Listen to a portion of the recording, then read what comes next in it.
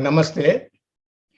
Global Hindu Heritage Foundation is pleased to arrange this virtual meeting in recognition of the declaration of October as Hindu Heritage Month by many states and cities all across USA. So we have two distinguished scholars who have been studying the heritage, and they are going to enlighten us of its richness and glory. The first speaker is Dr. Subhash Kak, and he is the Regents Professor of Computer Science Department at Oklahoma State University, Stillwater, and an honorary visiting professor of engineering at Jawaharlal Nehru University, and a member of the Indian Prime Minister's Science, Technology, and Innovation Advisory Council. He has published numerous, more than 25 books, and basically concentrating on the history of science, the philosophy of science, ancient astronomy, and the history of mathematics.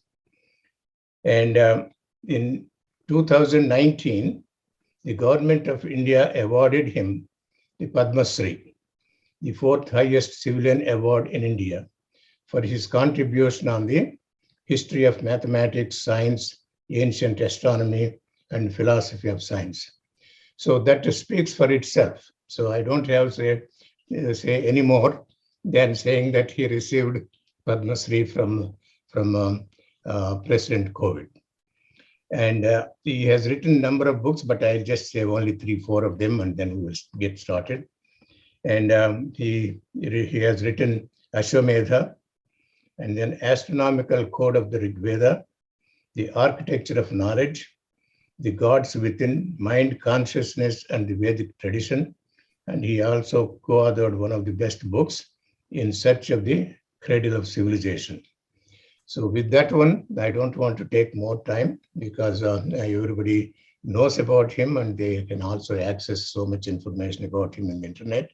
So now it is my pleasure to introduce Dr. Subhash Kak. Thank you. Namaskar to everybody, and Namaskar Prakash Rao ji. I'm delighted to have this opportunity to speak to all of you. And the Hindu Heritage Month that Texas and many other states have announced is a wonderful opportunity for us to go over our glorious history and also the fundamental role India, Sanatan Dharma, Hinduism will play in the entire world in the coming years and decades. So briefly, first of all, it is generally accepted that the two centers of science from which all the wonderful things that have emerged in science and technology in the ancient world were Greece and India. Now, Greece gets a lot of play in textbooks and India does not, for a variety of reasons related to colonialism and related to the sad fact that after independence, Indian education has continued to give a colonial view of India and not a correct Indian view of India. So that is a battle that's being fought right now.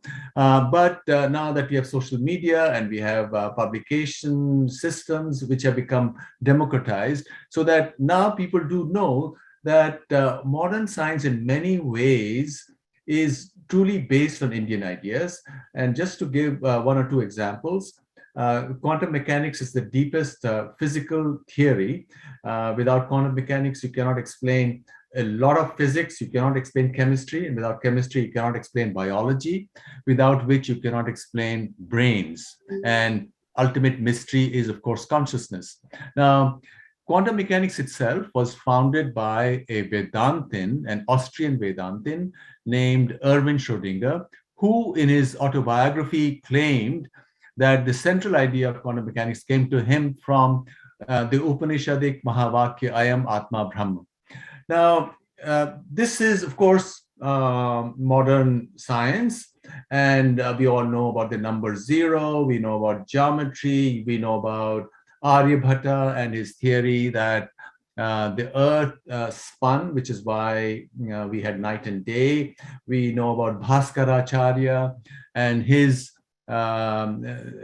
theory that that all the planetary systems are where they are, or objects are where they are because of gravitation and all of that. So India has had a wonderful scientific empirical approach to the physical world and to health, as in Ayurveda. The doctors, the physicians, the Bhishajas or the Vaidyas were enjoined to go out and do experiments, and only through experiments determine which medication and herbs worked and which did not work.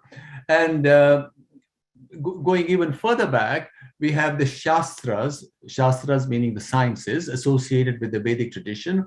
And there are these Shastras related to all kinds of subjects, including veterinary science. There's also Ashwa Ayurveda, for example.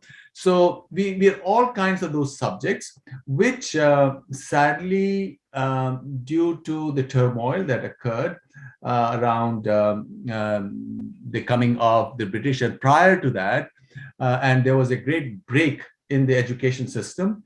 The scholar Dharampal, in his famous book, The Beautiful Tree, using data which the English superintendents of education who arrived in India in the 1820s and 1830s gathered in different parts of India,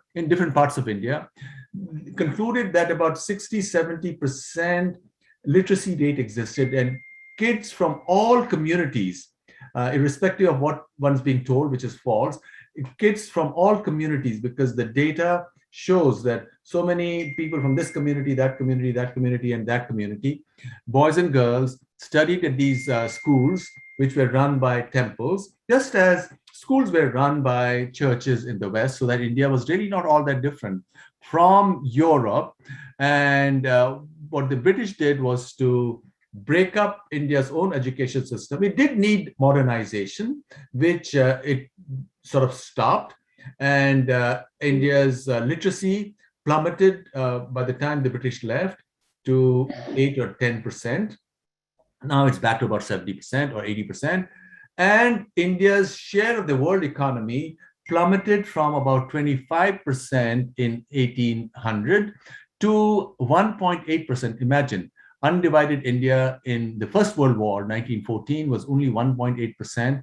After the First World War, the British did allow some industries to take place in India. And by the time they left, I think it was 2.5 or 3% in 1947.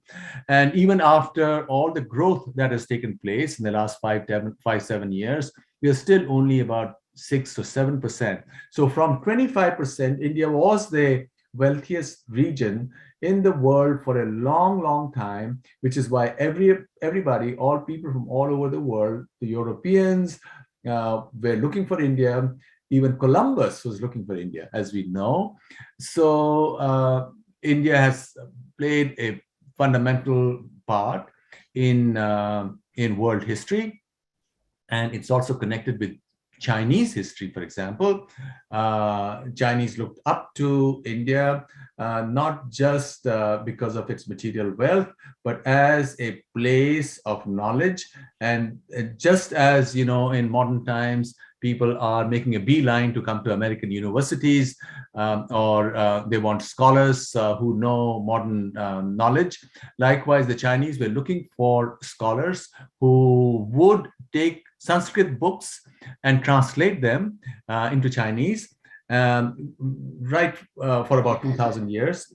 And since we've been sort of alienated and separated from all of these facts, Indians do not know that one of the most significant scriptures which the Chinese and the Vietnamese and the Koreans and the Japanese chant every morning in their viharas or in their temples is the Nilakantha Dharani. In the Nilakantha Dharani, Nilakantha as the most compassionate person, because he drinks halal poison to save the world. at Samudra Manthan, Shiva. So he is praised by Avalokiteshvara, who is Bodhisattva, the person with the most developed mind in Buddhist system. So the worship is Avalokiteshvara worshipping Nilakantha and Vishnu, both in Nilakantha Dharani. So people don't quite know that India is alive, and they chant it in Sanskrit. In fact, you might want to look it up and go to YouTube and see how the Chinese and the Koreans and everybody else chants Nilakantha Dharani in Sanskrit. Of course, they sing it in a certain lilt, which is actually quite charming. So India has played an extremely central role in the world. And now India is poised to once again, it's already the third largest economy in the world based on PPP, purchasing power parity. But in terms of dollars, it's the fifth largest. And even in terms of dollar value, it's supposed to become the third largest very soon in the next 2 or 3 years. And it's expected, World Economic Forum and many other think tanks, that India's economy will in fact overtake both the US and the Chinese economy in the next 20 years. So things are changing.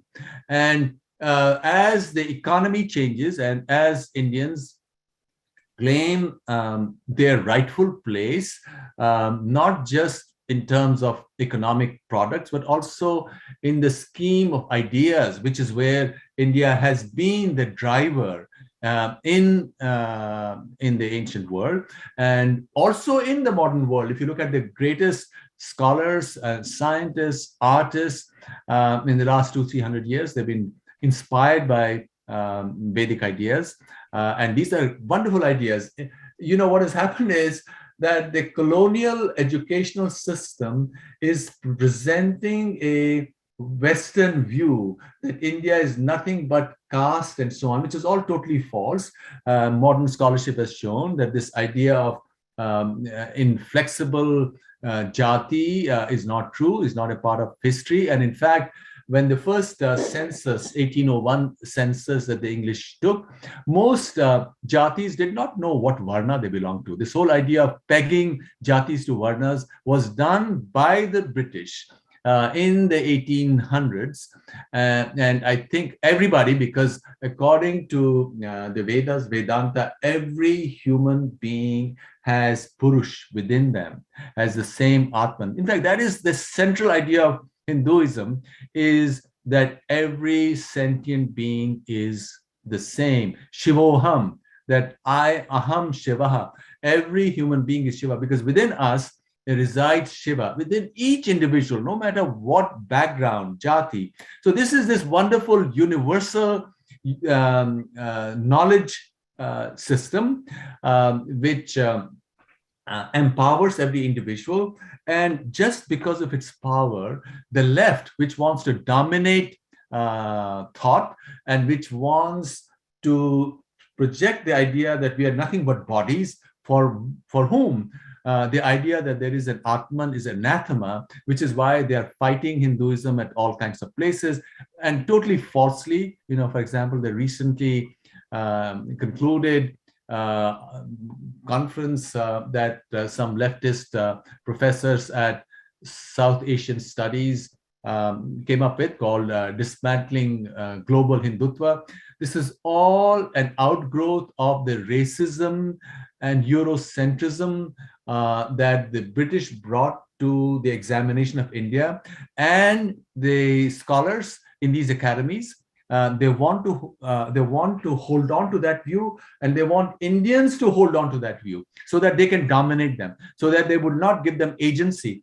And it's totally impossible. They're going to fail, because India, as I was telling you, India will become, according to most scholars, will become the world's largest economy. And as that happens, India's soft power and wisdom will play an increasing role, and this will be an emancipating role for every human being, because it's not about jati, it's not about hierarchy, it's not about somebody is higher than other. It's about that every human being has the potential to achieve that state of Shivoham, of that Kaivalya, in which, as Patanjali says in Yoga Sutra, where one is one with the universe and has all the power and resources available to them because they reside in each one. So this is the very heart of Hinduism. And there is, of course, the physical universe, and there is the inner universe. And Ishvara is, of course, Shiva. What, as the moral universe is concerned, then we can look at it from the perspective of Vishnu, or from the perspective of processes. It's the Shakti which resides within us. So these are all complementary views. Vaishnavism, Shaivism, Shaktism. These are complementary views. You can approach this mystery within each one of us either through Vaishnavism, worshipping Vishnu or Krishna or Rama, or through the goddess, Durga or Saraswati or Lakshmi, or through Shiva, or through other deities who constitute the very architecture of our inner self, of our minds and of our inner self. So this is a wonderful scientific, totally scientific system, which is going to be central for another reason. And that reason is that science now has reached some kind of a dead end, both in the outer reality and the inner reality. In the outer reality, cosmologists and astronomers and physicists find that 96% of the universe is missing. And they cannot explain the speeds with which galaxies are moving away from each other and all that, and the rate at which the universe is expanding. Therefore, they are invoking 96% of the universe as being dark matter and dark energy, for which there is not the slightest shred of experimental evidence. So this is one mystery. The other is, well, how does consciousness arise? All of what we know and whatever we do in our transactions with everybody else exists in our consciousness. Our knowledge itself exists in our consciousness. So what is consciousness? And how does it arise? Why is the brain machine conscious? Why is not the silicon machine conscious? And you cannot explain consciousness as a property of a system, as some scientists want to do. In fact, I was part of a high-powered committee set up by DARPA just 3 or 4 years ago, consisting of leading physicists and neuroscientists and some computer scientists and philosophers and managers of grants in Washington. And the question was, will computers of the future become conscious? And there were some people who I thought were rather naive, who thought, yes, they might become conscious once one is able to emulate more and more circuits of the brain. But many others, with a deeper understanding of quantum mechanics and history of science and science itself, concluded in this meeting that no, computers will never become conscious. And this is something which has been going on, which is being discussed in Vedic thought for a long time. Mundak Upanishad, for example, speaks of two kinds of knowledge, apara and para. Apara knowledge is all that can be described in terms of language. What is language? Language is something, is naming and connections between objects and their actions. So whatever you can see through your senses, you can name them, and you can either our senses as they are, or enhance senses such as microscopes or telescopes and study of other processes directly or indirectly. So you can name those objects and you can look at their interconnections, and therefore you can describe them. But this is all apara vidya. So what the Vedas say is that, yes, you do need apara vidya. So that's why Hinduism celebrates all kinds of science, unlike some other religions who are anti-science, anti-evolution, or anti-this or that, or who believe in miracles of one kind or the other. There's no such thing in Hinduism. The chamatkar that occurs, there is chamatkar that occurs, but that chamatkar occurs by the power of our very understanding and our intuition, by our prajna, by our chetana, in our chittakash, chitta akash, right? When the chitta akash and chidakash,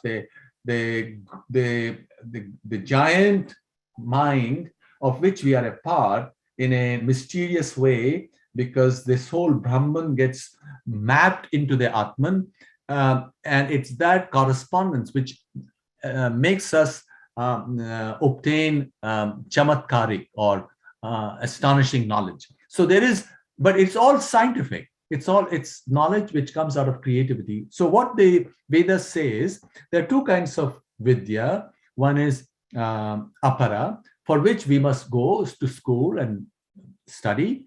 And the more we study, we eventually discover that all apara vidya has its limitations. And that's what prepares us for paravidya. And paravidya is the knowledge of our own self, of consciousness, which then helps us transcend all those doubts that we had, that we obtained in aparavidya. So in other words, the Vedas anticipated, because they went through all of this. The rishis had already thought through this dichotomy between apara and para, and in fact, the Veda itself is Atmavidya, or is Paravidya. The heart of the Veda is Paravidya. So we in the Hindu tradition, we are not telling people that, hey, run away from the sciences or whatever disciplines of sadhana you might have, or the arts, because that's even sadhana of any kind, including dancing and music, if it's dedicated to that innermost experience that we have, is a path to this deep paravidya. So what the Vedic system does, and this is what was done in Gurukulam, for example, that you went through a certain discipline, and you went through yamas and niyamas. You went through a process of doing seva, because it's only when you do seva that you realize that in service, when you control your ahankar, because ahankar is associated with our mind, but mind is only an instrument, and therefore ahankar is related to domination and control. And it's only when you get rid of ahankar that access becomes possible to the deepest light which resides within each of us. And so in the Gurukulam itself, you did seva, you also did all other adhyayan, all other study. And after all of that study, you were ready to obtain the deeper paravidya. So I think the whole universe, the whole world is getting ready now, since science has arrived at a crisis point, both in outer physics, as I mentioned, outer science, and also when it comes to psychology. There is no place in psychology or in neuroscience for the self. These are all these circuits. For example, in neuroscience, you're looking through functional MRI, you're looking at which part of the brain is lighting up, but that doesn't tell you where the self is, because there is no single neural correlate of consciousness. So consciousness doesn't reside in any particular part of the brain. And so how to get a deeper understanding, and also how to understand how consciousness, if it's not material, can interact with the physical world, which is controlled by, or which is governed by Rita or Ritam, by laws, physical laws. The Vedas accept that there are physical laws, and this is called Rita, from which the term rite, R-I-T-E, for example, comes in, or ritual, because you are connected to the higher rhythm. So where does it come? How does one interact with the other? Well, our very good friend and Vedantin, and an Indian great recent physicist, George Sudarshan, a Malayali, who was a good friend of mine, in the 1970s, came up with a theory where he explained how in a physical system itself, in a quantum mechanical system, just by observation, you can control the evolution of the quantum mechanical system. And he called that theory the quantum Zeno effect, and it's been demonstrated in the labs, and people are going to win Nobel Prizes for it. Now, this question had been debated within the Vedic circles in India centuries prior, which is why, in fact, the idea of what is called Drishti Srishti Vada came up in Vedanta, for example. What Drishti Srishti Vada says is that deity, Vishnu or Shiva or whosoever, this is of course our projection of our mind because they're the same, Hari, Hara. There are two aspects, two different aspects of looking at of embodied Brahman. So Drishti, through Drishti, Srishti is made. It's not that it's a physical, you have to interact with the physical universe through a physical process. No, this is a very subtle and wonderful point. And those of you who are interested in physics might want to look up quantum Zeno effect, or those of you who are interested in philosophy might want to look up Drishti Srishti Vada. And this is in fact a part of Sri Vidya itself. In Sri Vidya, or even in the ritual that is done in Bengal, or in all Shakta traditions, ultimately the worship is through the goddess, and the more you look for Shiva, the further Shiva seems to recede. Because, and why does Shiva want to appear to recede if you're looking for Shiva? Because Shiva is within you, Shivoham. In fact, even Shankara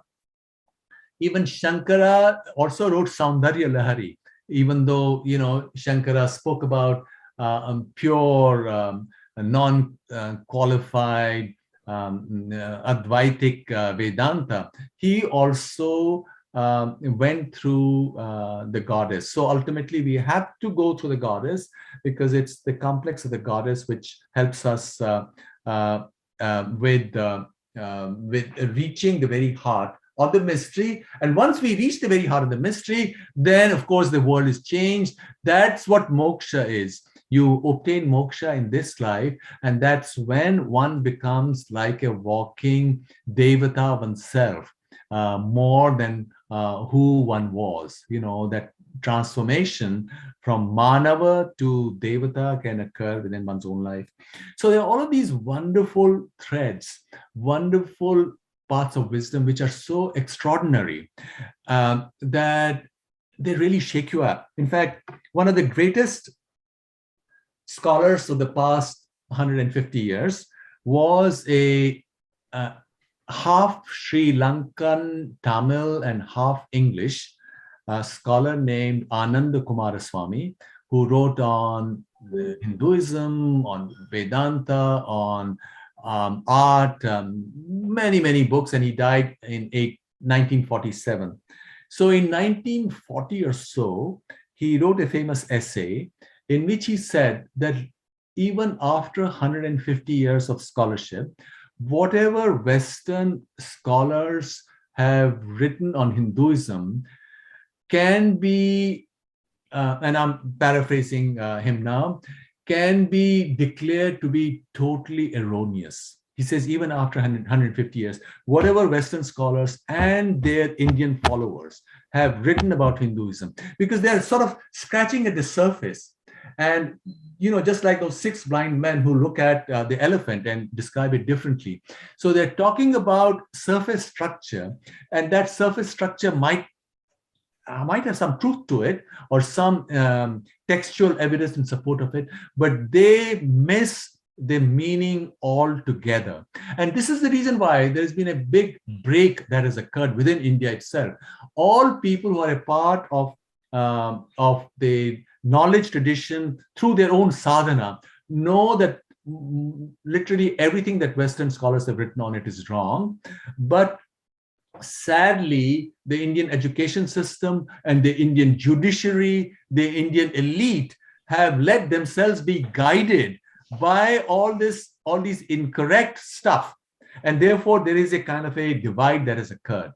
And I think the time has come for us to reclaim it. And one of the sad things that has happened in the West is because of the South Asian studies departments, where there are these people, professors, who, it's very easy to get self-delusion is the easiest thing, or self-deception is the easiest thing. When you're in a part of a ideological framework, you think, which is of course non-disprovable, in the words of that famous scholar, philosopher Karl Popper, Popperian idea. So these people, they think that they get it, but they don't get it at all, because they haven't done that sadhana. The whole meaning of terms changes as you go through a part of sadhana. And that's when you realize that what you started out with is not what it really is all about. So I think a time has come for us to reclaim it, and reclaim it not as something just Indian or Hindu. This is universal knowledge. The whole world is craving for it right now. And I have an idea for Prakash Rao ji, since he's been such a great leader for Sanatan Dharma in the United States and elsewhere for the past many decades, is that perhaps the great Hindu temples of America can get together and create a framework for those who want it to learn these aspects of Hinduism through maybe a formal system, and get credentials, get their PhD, etc. Just as the acharyas of the great temples in the past used to do, or in the mathas even now, accepting that the mathas are not geared to having a lot of people obtain such credentials. Buddhist viharas are. In fact, my Buddhist friends from India said, what's wrong? We Buddhists in India, even though we came in after Dalai Lama was expelled in the 50s, we have so many schools where people can obtain their degrees in Buddhist studies. Hindus have nothing at all. I think, sadly, Hindu organizations in India, we are still colonized. We are still a slave country within India. Hinduism is controlled by the government. They're not letting Hinduism prosper the way it deserves to be. It should be. The world wants it to show the way, and we are not doing it. But now there's an opportunity for us in America to do it, create models. If our great temples can get together and go through all that initial planning that needs to be done, so that there is a network. I don't know what it could have a name or something, and people can obtain their PhD and other credentials and set out and open it to everybody. And I think that will be a wonderful thing. So to tie up all of these ends, Hinduism, first of all, is nothing to do with jati. Is nothing to do with caste. Caste is not even a Sanskrit word. There's no equivalent to the word caste in any Indian language. Caste is a Portuguese word, which really means a class. In India, you have jati, and of course, jati is a reality. We are all connected biologically to our families and ancestors, but there is no connection between jati and varna. Varna is a psychological state. And of course, in the Bhagavad Gita, for example, Krishna says that it's all by one's actions. And in fact, all the varnas reside within each individual, because each one of us, as at some point, is doing one role or the other. So we need to step back and not get tied up with this, because these are things which the West, the colonial or racist scholarship, they want to keep India handcuffed by remaining defensive about all of this. I think we need to sort of throw all of this off and claim the very heart of Hinduism, which is universal knowledge, empowerment, liberation, emancipation, and for each individual to find their true self. And this, in my view, as somebody who also does quantum mechanics and cosmology, in fact, I've recently written a paper on Nature Scientific Reports on how to resolve one of the big crises of modern cosmology by adopting a different perspective. Just as in early 1900s, relativity was the first physics theory to let the observer come in, and a lot of the results then become observer dependent. And then quantum mechanics also brought in the observer when the observer interacts with the physical system. Therefore, according to many scholars, and these are Western scholars of physics, quantum mechanics and Vedanta are perfectly consistent with each other. Very, very big statement to make, but many Western scholars have made this, and these are some of the best scholars who've lived in recent years. So now I think what is required is for one to take this position of observer and analyze it further and see how it can help one sort of resolve this whole problem that we have with dark matter and dark energy. And there are some ideas, and these ideas are inspired by Vedic thought, which do seem to resolve it. But of course, as we know, science is a conversation. You put those ideas on the table, and then they are discussed this way and that way, and then we'll see where it all goes. But in my view, doing all this and also getting dedicated to the various kalas that we have, because science, physics or chemistry, that's only one way of approaching the mystery within us. We must also, expand it into all the kalas, which have been a part of the great temple tradition.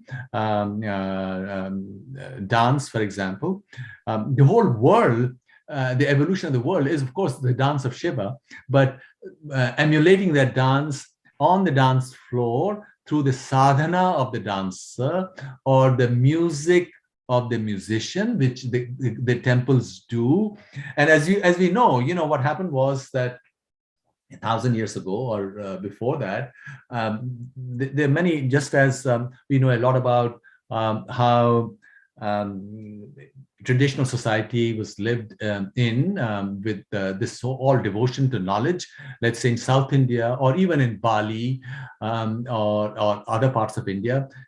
We also knew about it in Kashmir because there are accounts of those times about how Acharyas, Utpal Deva, for example, or Abhinav Gupta used to give pravachan not only to men and to women, and there were questions there were this conversation and discussions where everybody was equal.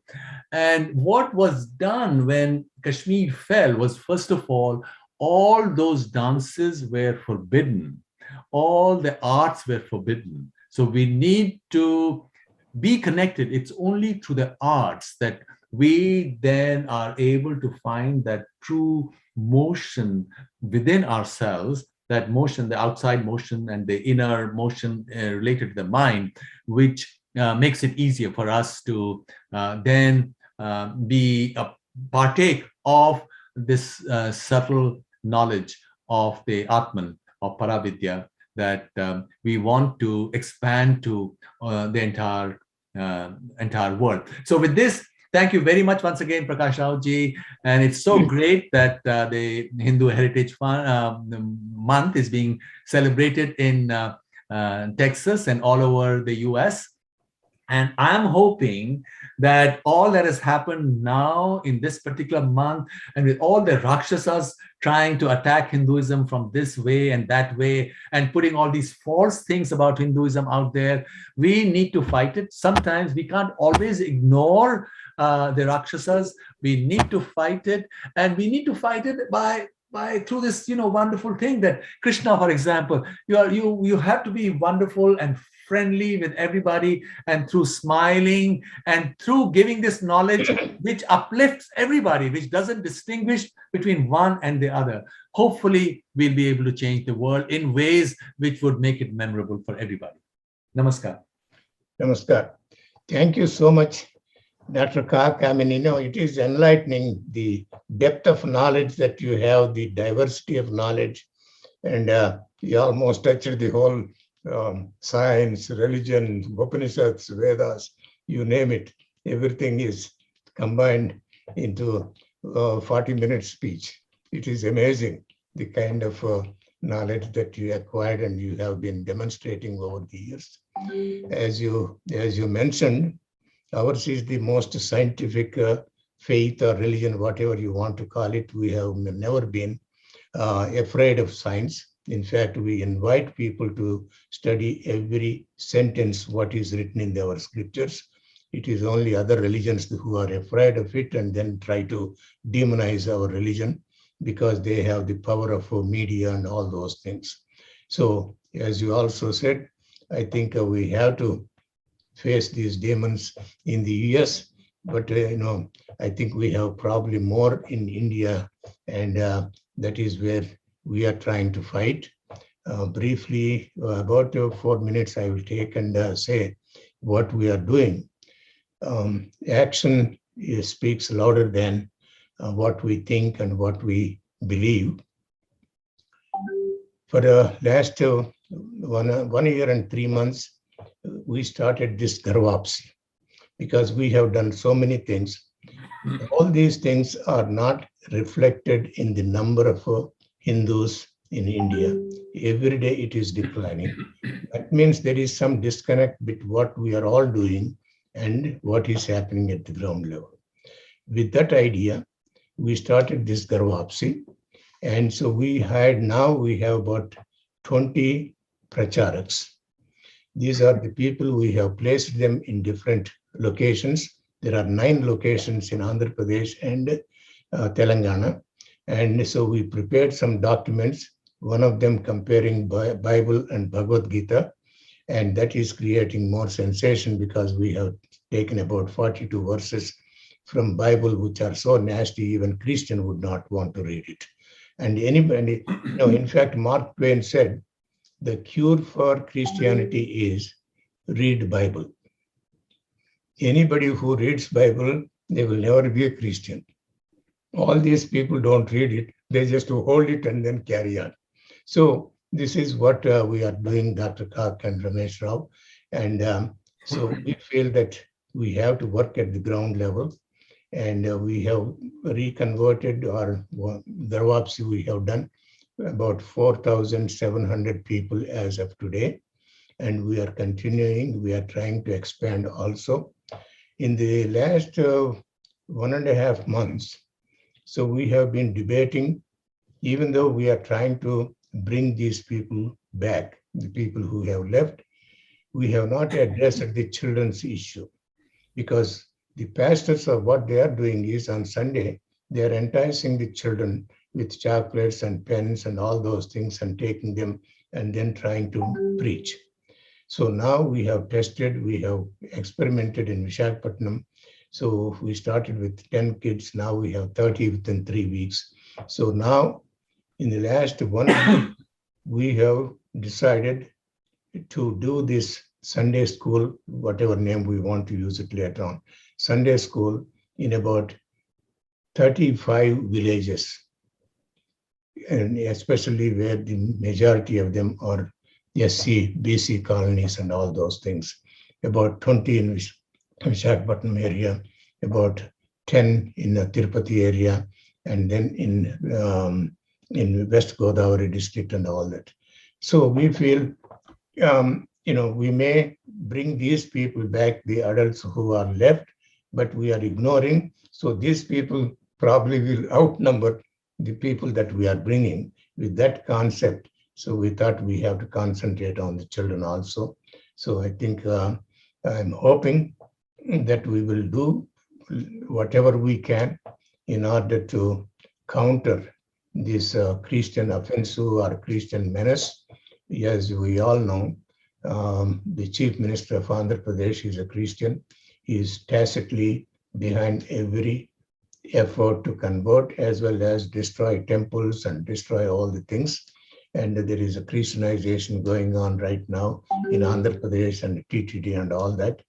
So we know we have demons, but the Shakti, Durga Devi, so we have to come up with with some kind of energy, and I'm hoping that we will succeed. But anyway, finally, I want to thank you, Dr. Kak, for your presentation. Let us see whatever wills, I think we will, but the only thing that I always believe is we really have to do our job first. And Of course. whatever action, that is karma theory. So obviously we have to follow our karma theory. And so let us do the best we can. And so thank you so much. Okay. Thank you. Namaskar. So,